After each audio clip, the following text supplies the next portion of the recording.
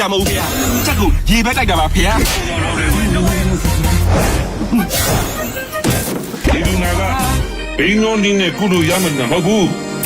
အပမေးနေတာ အိမ်နေရင်းနဲ့ကိုကားတိုက်ခံပြီးရှိနေ ဆရာသူ့အိမ်ကဟိုးတောင်ပေါ်မှာကားလမ်းတော်မရှိဘူး ဖေခင်မောင်ဆိုတဲ့ကောင်ဘာမှလဲမသိမင်းကတုတ်မှာနော်မင်းကတုတ်မှာတော့ငါတို့ထက်လိုက်ရမလား ဘုန်းကြီးကျောင်းသားအတူတူကတော့မနဲ့လေးနာနဲ့ဂျေးချင်းအောင်ဆွဲပြီးတော့သူ့ခမရစာမဖတ်တာဖတ်တယ်လေလူကလည်းဥတူတူအတတနဲ့မြို့တဲ့ဆိုတက်ကြွနေတာ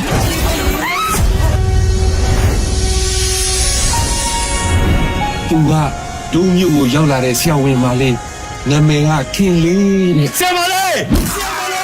ဒီမျိုးကိုတောင်းဝန်နဲ့ကြောင်းလာတဲ့ဆရာဝန်မလေးဟုတ်တယ်နော်ဆရာမလေးနဲ့ကျုံနဲ့စုံမိတာပါမိတ်ဆွေတွေတောင်ဖြစ်နေပြီလေဟုတ်တယ်သူဖေ哦，တူပါလား ဆရာမလေး သမင်းအတူစားတဲ့ငါးတိုင်းဆိုရင်လေမင်းရောငါရောဒီเจ้าမှာအတူလုပ်တိုင်းတစ်မျိုးလုံးကကောင်မလေးနဲ့အတူစားနေတာ အတူ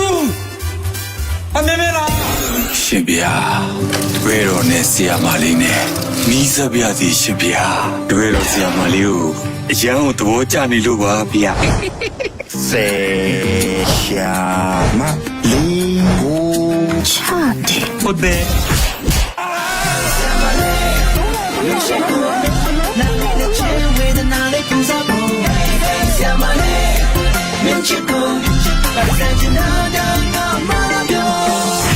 ဆရာမလေးကို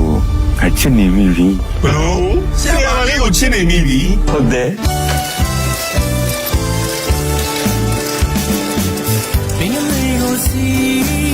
ကျွန်တော်ဆရာမလေးကိုတခုပြောကြရင်ကျွန်တော်ဆရာမလေးကိုချစ်တယ် 没有拿小打了，看看妹妹色色啊！没有我就当面考他比真是的不？ အတူလို့များမတတ်မရအေးပညာတတ်ဆရာဝန်မမှာရီးစားစကားသွားပြောရတယ်လို့ ငါကုနေတဲ့လူနာတွေကိုဂျားကဖြက်ကူပြီးနာမည်ကောင်းယူနေတာတော်တော်ကိုများနေပြီ ကျမ်းမာရေးကိစ္စမှာဖြတ်ခုတ်တာတွေလူကူတာတွေမရှိဘူးဦးတနာ ဆရာမလေးကပညာတတ်မင်းကသူများခိုင်ပါဆရာမလေးတပည့်တော်အထင်လွယ်ပြီးမုန်းသွားပြီနဲ့တူပါတဲ့ရှင်ဗျာဆရာမလေး